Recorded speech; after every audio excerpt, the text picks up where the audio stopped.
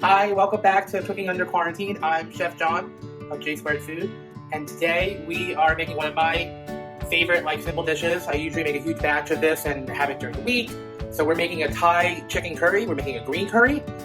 This is easy. I'm going to serve it with some noodles, but you can have it over rice. You can have it by itself. You can turn it into a soup. It's really delicious. So let's get started. So the first thing we're going to do is we're going to cut our chicken because we're going to cook this first. And then we're going to take the chicken out and make the rest of the curry and do it. So, and cook the rest of it in the big wok. I'm using a big wok. You can use, if you have a really big saute pan or a Dutch oven, as long as it has a little bit of a size, because we're going to build everything in this one pot. I'm doing a lot of these one-pot meals lately. You know, nobody wants to do dishes, and you don't really want to get a lot of stuff dirty. So I'm just cutting my chicken into decent sized chunks. It doesn't matter if it's, you could go smaller, you can get pre-cut chicken, you can even do chicken on the bone, you can do a ground meat would be easy for this. It'll just cook much faster. So we put it all into one thing. And you just want everything to sort of be similar sizes. I'm using chicken thighs. These are really big. Chicken thighs I have my butcher. I buy a lot of meat because I buy directly from wholesale supplier because for my company. So I have them sort of debone the whole thigh.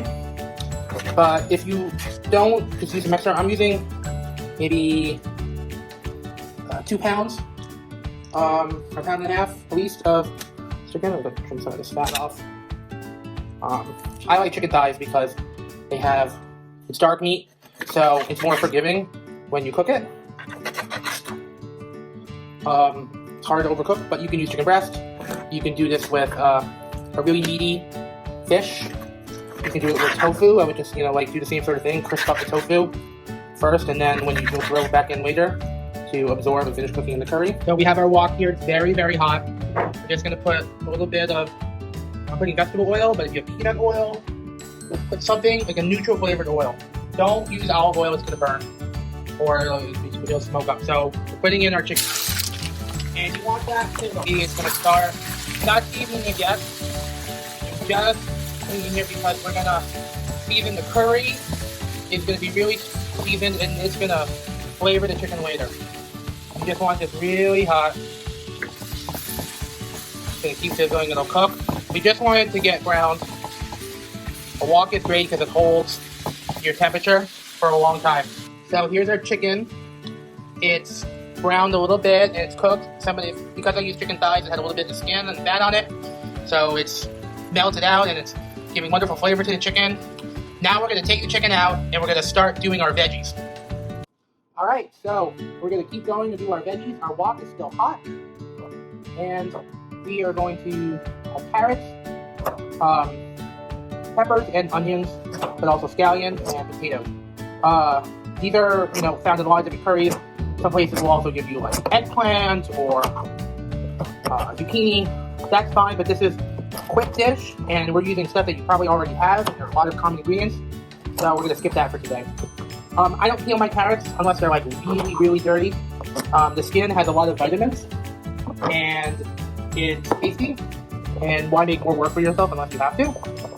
So just cut our carrots, put them right into the wok. See, it's really hot still, so it's going to keep sizzling. And a little bit of that chicken fat is still in there. If it's too dry, add a little oil. And then we're going to cut our onion. We just want chunks of this, or slices. Nothing super small, but nothing super, super big either. Not making a salad. It's all going to keep cooking though. So I'm just going to cut my onion in half again, and then make sort of little quarter moon slices. And we're putting this in without seasoning first. We're going to season once the veggies have had a couple minutes to sweat. Okay. If you've noticed, I've replaced my cutting board. I use a separate cutting board for my chicken than I do for my vegetables. raw chicken has salmonella on it, so you have to wash your hands and also change out your cutting board. So I'm doing that. Alright. You want to keep hearing the sizzle. If you don't hear a sizzle, your wok isn't hot enough. Give this a stir. This is going to happen very fast.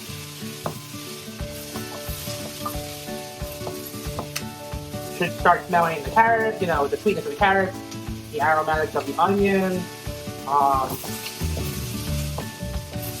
Really delicious. And don't worry, looks like a lot of onion right now, but it's gonna cook down. And now we're just gonna do some peppers. These are small, so I'm just gonna slice through the middle. Take out the inside. Take out this sort of really woody trunk, I sort of call it, of the middle. But you can eat the white part. There's nothing wrong with it.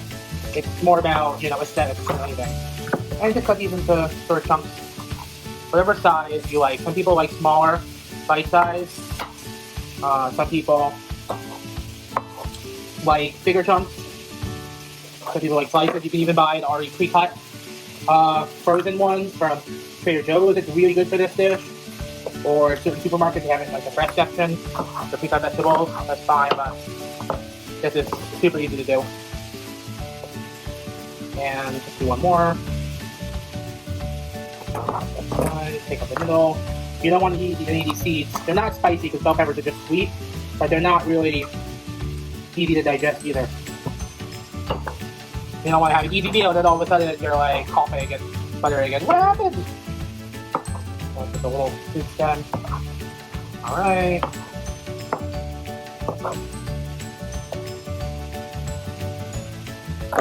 If I had a bigger pepper, I would sort of do the trick where you cut down to one side and then you sort of unfold it like a book. But these are small. It's already shrinking down a little bit. That is cooking. It's really fast. We want it to be soft, but a little bit of crunch. We don't want, you know, baby food.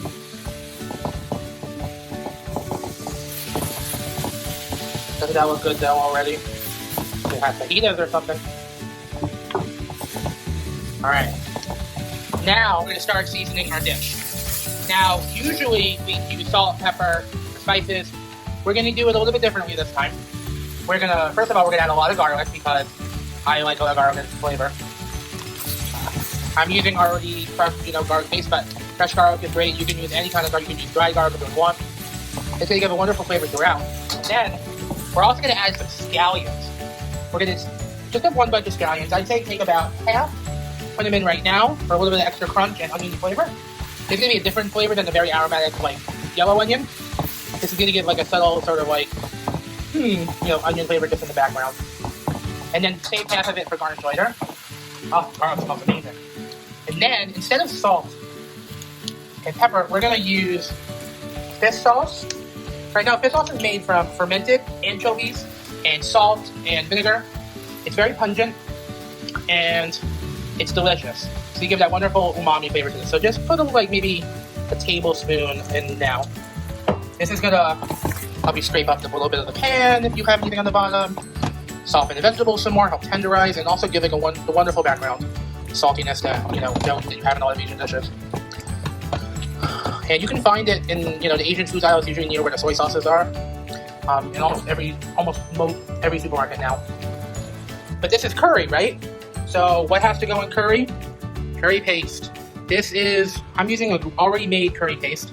This is a Thai green curry paste. You can use red, you can use yellow, you can make your own. But this curry paste already has all the ingredients you would need built into it, including galangal, lime, kaffir lime leaves, lemongrass. It's very thick. It's a paste after all.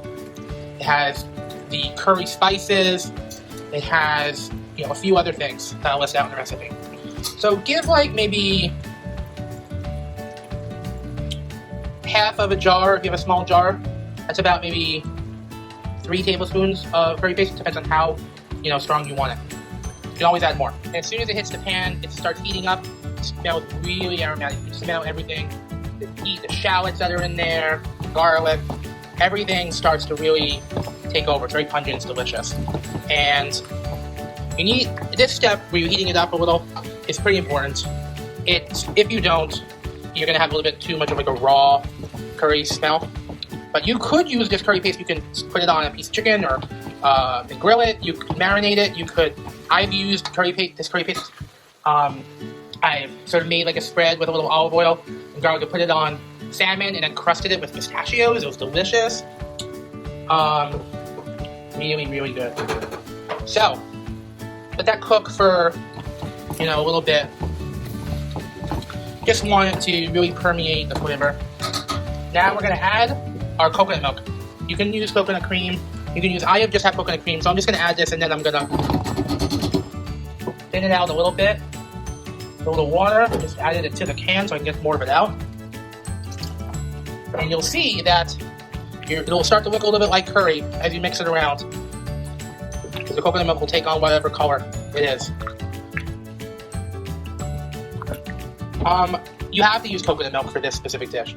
You can't use soy milk or oat milk. It's just not going to give you the same velvety texture as later, and it's not going to give you that curry taste.